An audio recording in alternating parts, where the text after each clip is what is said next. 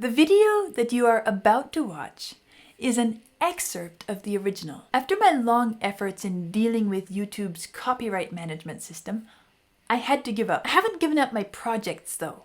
And while we cannot publish the entire video here due to the imminent danger of having the channel closed down, you can still enjoy excerpts which we've carefully chosen in order to make this video meaningful, fun, and educational. If you want to watch the complete video, including the sound of the music from the original recording, as well as special edition videos which will never be published here on YouTube due to the same copyright issues, and the Beatles 150 series, as well as other series and courses, you're welcome to visit my Ko-fi or Patreon page. I hope you enjoy this video. Hi everyone! We are back to the Beatles 150 series and moving ahead.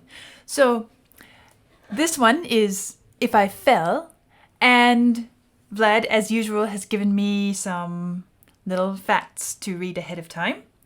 So I'm just going to dive right in. According to the official Beatles website, this one is the genre of pop. If I Fell was written during their stay at the George V Hotel in Paris, France, during their marathon concert series at the Olympia Theatre, being one of the 7 songs written in 7 days for A Hard Day's Night movie. Sounds like that movie was a hard day's night to prepare. In a 1980 interview, Lennon said, "That was my first attempt at a ballad proper. That was the precursor to In My Life, and it shows that I wrote sentimental love ballads, silly love songs, way back then."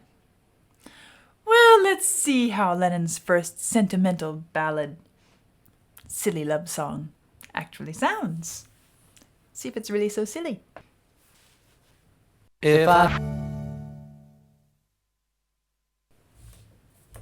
Isn't that a beautiful sounding, sweet ballad? Silly love song? I don't know. It sounds a bit more complicated than silly. There's a bit of a tug of war between at least 2 different she's in this song, and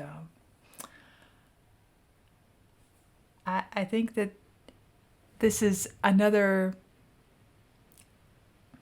I guess I could say, more evidence that they are growing up. They are beginning to taste the complications of grown-up life. Well, that was really sweet and beautiful, as I said. Now I want to go back and listen to it again and pause along the way and share my thoughts and comments, and we'll look into the music and maybe think about the lyrics a bit. We'll see how it goes. Just take it as it comes. This is such a tricky line to sing. I'm thinking of if I were to try to sing it myself. It makes me feel a bit like Benjamin Britten and some of his vocal lines, because there's not a particular key to anchor into at this point. If you listen to what's happening underneath, you can hear that the harmonies are not really settling us in a key that we feel we belong to yet. It's simply stepping down, pretty much semitone, incrementally. One little step, one little step, one little step. You hear how it's very spare and lean underneath the voice. And the voice itself is just a solo voice. It's not harmonized, so that you don't even have vocal harmonies to help you anchor yourself and keep yourself oriented. You simply have to know exactly where to go. It's kind of like trying to draw a map freehand and have it all work out to scale without having lines and grids to help you keep yourself oriented, distance, and all of that. Well, that would be easy, but that's not what happens. We hear it first this way.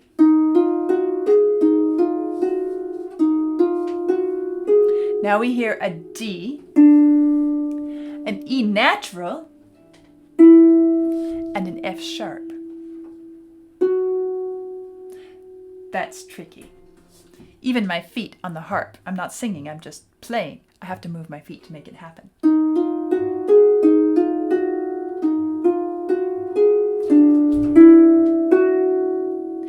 Well, now here I feel like saying, this line is tough, and he nailed it. He doesn't sound like he's fishing for the notes. He doesn't sound like this D to E to F sharp right here is any more difficult than this pattern which we began with and which we sang right here. And that's pretty impressive. So, as I said, we have settled on a home chord here. We have settled. Let me change my pedals.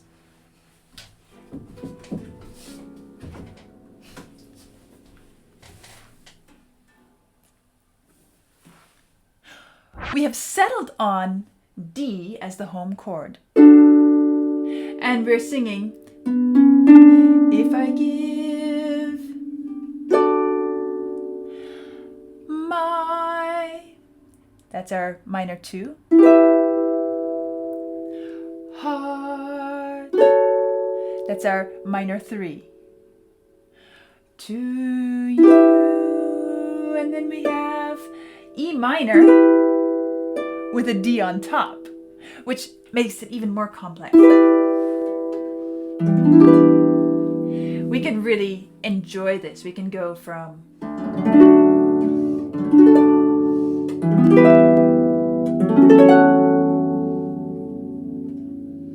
and then we end up here. Think of Gershwin. Think of Rhapsody in Blue. And that is the point at which we wrap up this whole little verse on the home. So we started at home, we ended at home. And we went through these wonderfully soft, colorful, complex harmony transitions along the way. Oh, isn't that great? The home chord no longer sounds like home. We've complicated it so much, we can't really feel like we belong there long term. But it's such a lovely, wonderful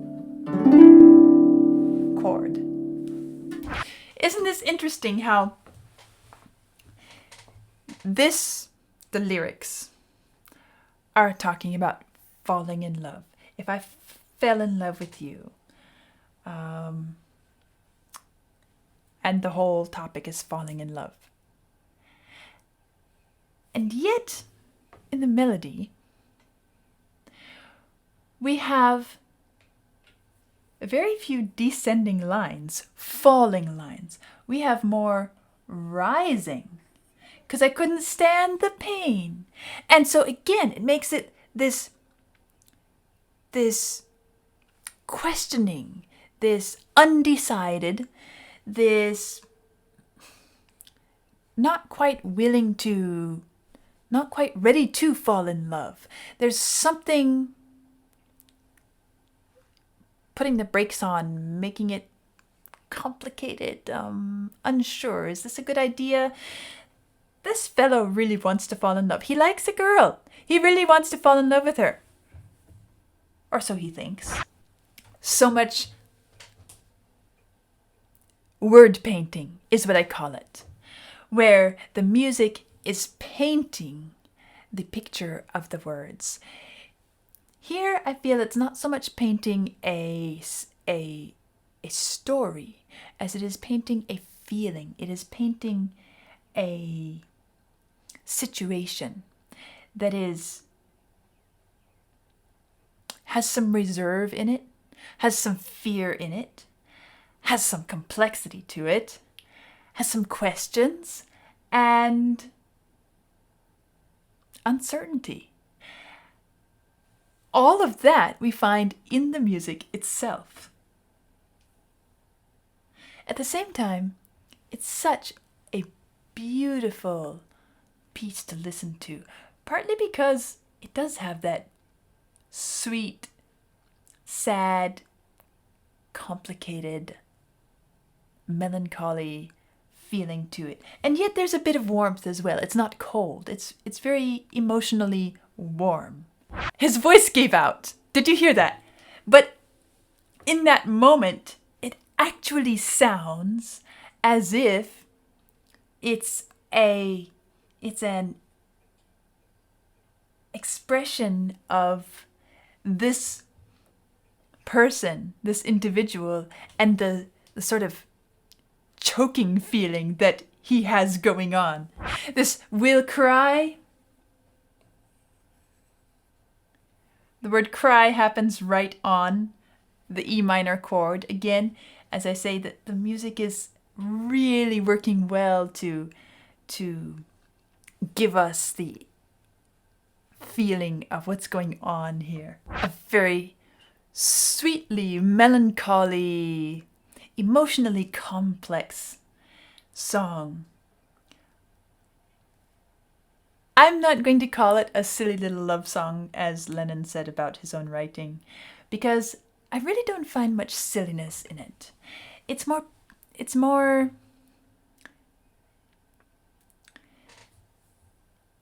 really conveys